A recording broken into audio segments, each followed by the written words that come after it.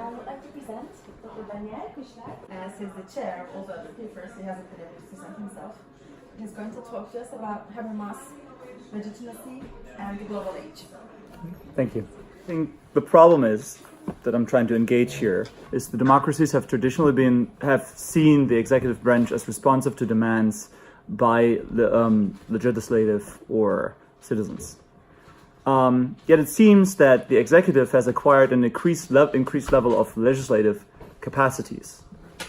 This problem is even magnified by transnational institutions that are not directly accountable to national democratic institutions, and through these transnational institutions, executive actors on the domestic level lose constraints that they have been, have been imposed on them by the democratic domestic institutions.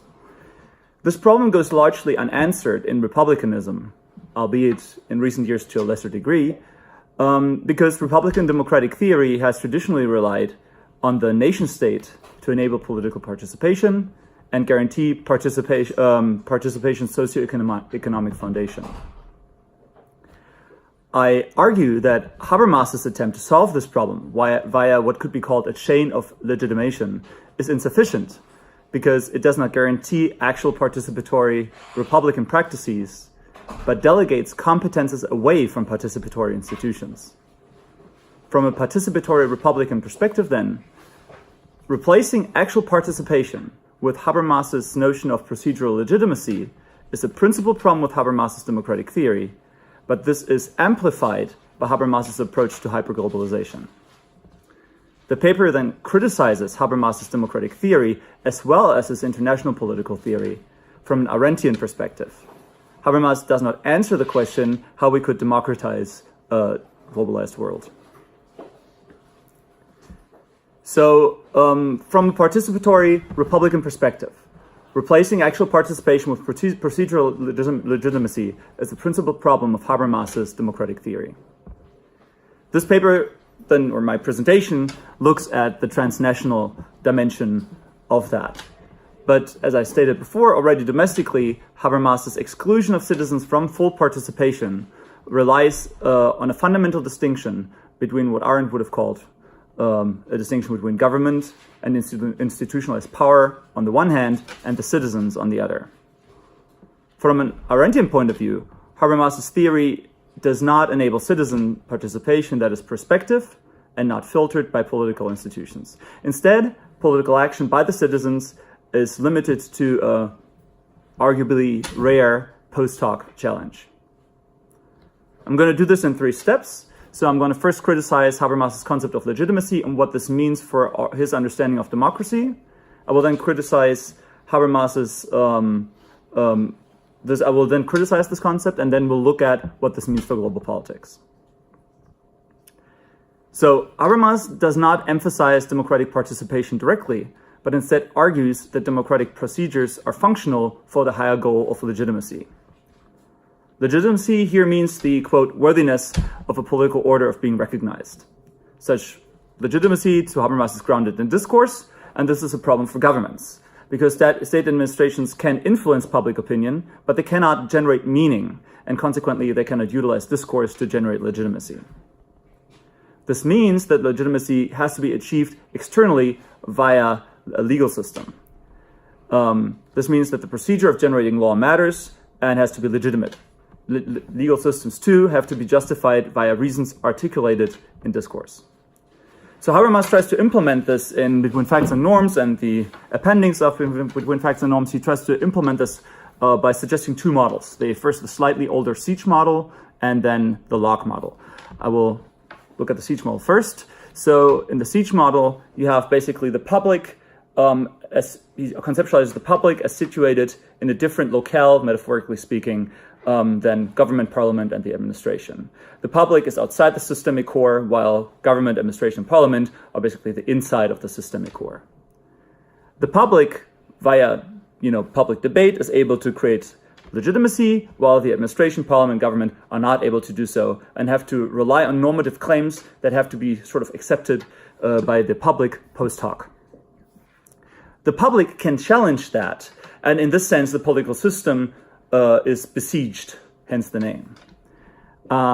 Yet, This can only be a limitation of, or at most a corrective to, administrative power. Citizens in Habermas's model have the ability to act politically and participate in public debate, this is undisputed, but this ability is limited. The siege model only allows for post hoc intervention after everything has already been decided, as opposed to direct political participation. In this exclusion of citizens from full participation, the model relies on a fundamental distinction between the government and institutionalized power on the one hand and citizens on the other. The Locke model, in contrast, allows for like a more direct citizen input. It still situates the public in the periphery of the system and conceptualizes the political core as a system of locks through which the inputs of the peripheralized public have to flow. These locks represent formalized inroads into the center of power. Political decisions are then legitimate if and only if they originate in the periphery and have passed through the formal process that is what he, metaphorically calls the locks. This means basically that Habermas tries to institutionalize participation instead of relying on protest. However, realistically, even Habermas admits, everyday democratic practice that goes through these locks is rather rare, and politics still, for the most part, happens in the center. In these cases, political action by the citizens, again, turns out to be limited to sort of like a post hoc challenge. Even though the channels of influence are formalized and that they're somewhat guaranteed, in the Locke model, in most cases, political power is limited to the political center, and the citizens, again, remain inactive. I think that both models are normatively lacking because they do not enable citizen participation that is proactive, that is to be expected, that is not filtered or diluted by political institutions. Instead, they exclude citizens from meaningful everyday political discussions and thereby undermine their capacity to think politically. From an Arendtian point of view, I will argue below, or later on, that Habermas's two approaches thus lack a notion of public initiative and do not prevent bureaucratic processes from undermining politics as such. So I see a fundamental problem with Habermas's models, and these can be sort of like grouped into two categories. The first is a critique of Habermas's politics of lacking like a notion of autotelic politics. That's Parietis' term, discussing Arendt. Habermas's explanation that democratic procedures generate legitimacy allows him to link democracy and legitimacy. Yet, since this gives democracy only a functional role for legitimacy, but not a value in and of itself, the degree of democratic participation can be minimized. To put it bluntly, or maybe exaggerating it a little bit for effect, as long as they can generate legitimacy, democratic processes have fulfilled their purpose. To be fair, in order to generate legitimacy, there has to be a minimal level of democratic procedures in place. Yet, I maintain that the Habermasian minimum is insufficient and should be raised to a higher, more participatory level. Arendt, in turn, rejects this idea that politics should be functional towards a goal that is external to politics himself. This is what Parietti calls the autotelic character of politics. Politics, to Arendt, is a goal in and of itself, as opposed to having a value for something else. This is more than a theoretical point. To subject politics to some external goal for Arendt would reduce politics to a means-end relationship, thereby undermining the very concept that she establishes for politics, and reducing the freedom to participate politically for all citizens. In turn, by understanding politics as autotelic, the active citizen as political actor is put at the center of Arendt's political theory. Democratic politics, then, has an intrinsic and not just a functional value, even if the goal is legitimacy. So that's sort of the first criticism. The other one is that basically, I argue, Habermas's non-ideal theory part does not meet the requirements of his ideal theory. So, following his approach, I argue, it is impossible for any legal system to reach what he would consider legitimate. So let's start with the ideal theory part. Habermas argues that legitimacy hinges on rational discourse. Yet we also know that Habermas argues that discourse is only rational insofar as it establishes or approaches an ideal speech situation. This is important as Habermas understands legitimacy not in terms of positive law, but something established by good reasons, quote. These good reasons can only be given in rational discourse, which again depends on approximating the ideal speech situation. On the other non-ideal hand, so to say, Habermas understands this discourse to take the form of either a public that is outside of the system, this discourse to take the form of either a public that is outside this systemic core. I have shown before that the input via the public via these two models is very limited, and it is explicit in both models that the systemic core is far from an ideal speech situation.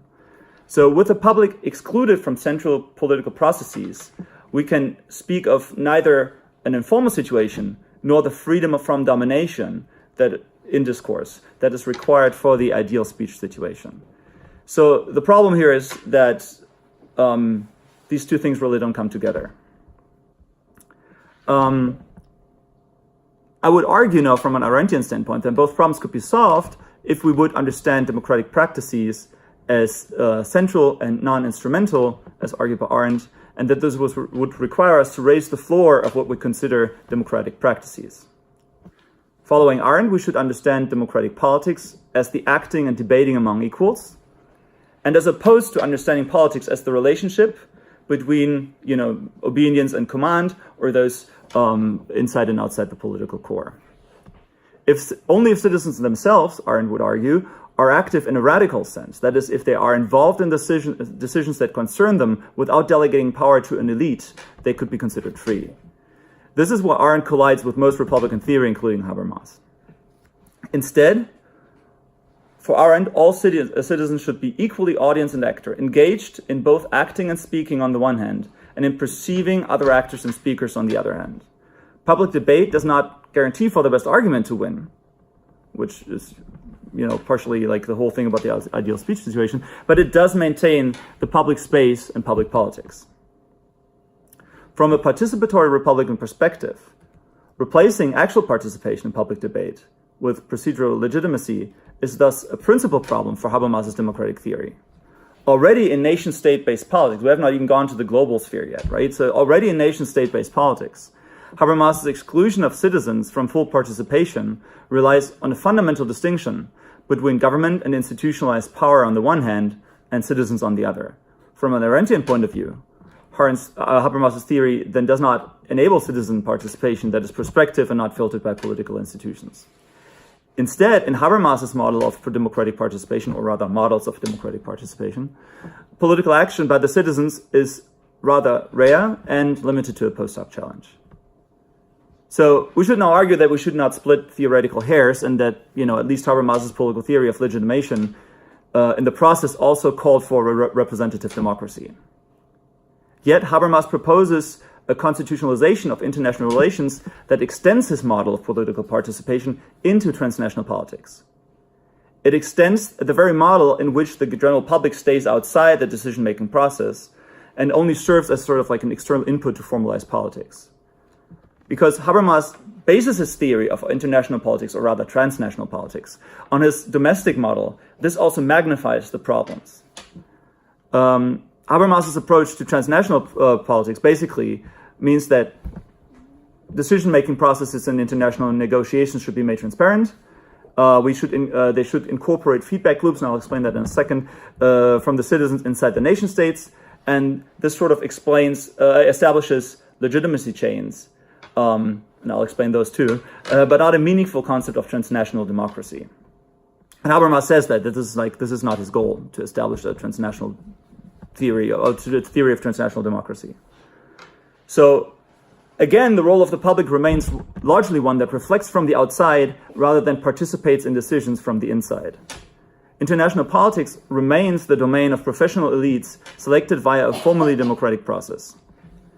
The problem here is that already on the domestic level, representative institutions draw legitimacy from participatory practices outside the systemic core, making Habermas's concept of an international order twice removed from democratic participation. It is once removed in the periphery core relation, and then the core extends out to the transnational realm, making it twice removed.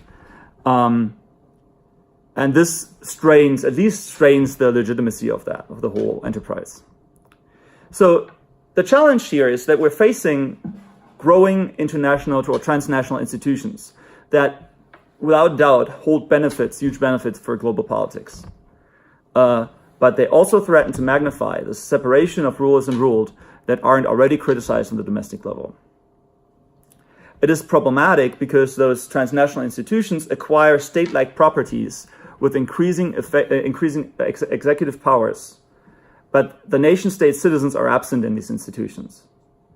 Transnational institutions are not usually directly accountable to national democratic institutions, and executive actors on the domestic level can use that in order to lose the constraints that these domestic democratic institutions impose on them. So a good example of this is the EU, for example, where the very governments that basically sit in the European Council and make all these decisions then can go home and blame everything on the EU, the very decisions that they just agreed upon, period. So as a consequence, state institutions acquire executive freedoms against their citizens and arguably the parliaments also, via their participation in transnational institutions. So far Habermas agrees that this is a problem, and he wants to deal with the resulting loss of legitimacy by proposing a constitutionalization of the relations of states. So he says basically we have the basic level, the bottom level, which is like, the models of democracy as he has proposed and as I have explained. And above that, you have two other levels. The highest supranational level would be limited to elementary functions of securing peace and human rights. However, the middle level in the middle would maintain essentially what is the status quo of international politics, in which states as actors largely negotiate amongst themselves. So in this model, Habermas does not stray from his domestic models of political participation, in which the public is largely excluded from day-to-day politics.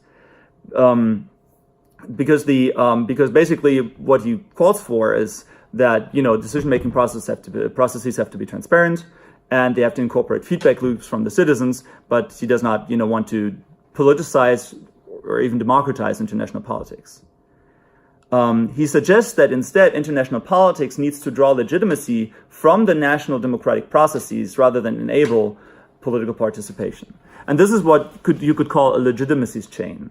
Citizens with limited opportunity to participate in domestic politics give legitimacy to their governments, which then give legitimacy to international organizations. There's two problems. Even if Habermas's concept of legitimacy was unproblematic, I will argue that we would encounter problems as the reach of international organizations and regimes expands. And also, since I already argued that Habermas's models are problematic already on the domestic level, it's unsurprising that I will argue that they are even more problematic if they're magnified to the transnational level. So let's assume for a moment, however, that this democratic theory was unproblematic. Since international institutions rely on domestic legitimacy, they are only legitimate as long as Habermas's model holds. So this means that as long as the higher level of international organization remains an institution for the preservation of world peace and human rights and nothing more, and the middle level serves for all the other functions for transnational politics. The problem is that an expansion of international organizations, pretty much anyone in IO agrees, in the study of international organizations, an expansion of the top level is likely. So as international regimes allow for economies of scale, Cohen writes that they reduce the transaction costs for future agreements within their frame. Thus, international organizations tend to expand the scope of their operations. What is more, any organization tends towards what Allison calls imperialism, namely the expansion of their budget, personnel, and again, scope of operations. So as soon as the middle level and specifically the top level cease to be mere enablers of the original source of legitimacy, namely domestic politics, and start to become independent policy areas of their own, their expansion becomes problematic for the legitimacy of the whole construct. This means illegitimate depoliticization. If the process of international politics were to undermine domestic democratic processes, it would also undermine the source of its legitimacy, and with it, the whole legitimacy chain would collapse. So, as I said before, Habermas's model offers no solution to democratize international politics. And he suggests that it should draw legitimacy from the national democratic processes. Yet, already argued, on the nation-state level, the legitimacy is at least questionable. It is then questionable how much legitimacy domestic institutions can give to transnational politics. Additionally, so getting these 2 points together, to the degree that international organizations have budgets and administrative bodies, the legitimation chain becomes increasingly strained. This raises the question whether legitimation is a good substitute for democratization. What is important here is that this is not an argument against transnational institutions per se, but rather that Habermasian legitimation chains are an insufficient way of doing that. This is then an argument for a meaningful democratization of those institutions. Thank you.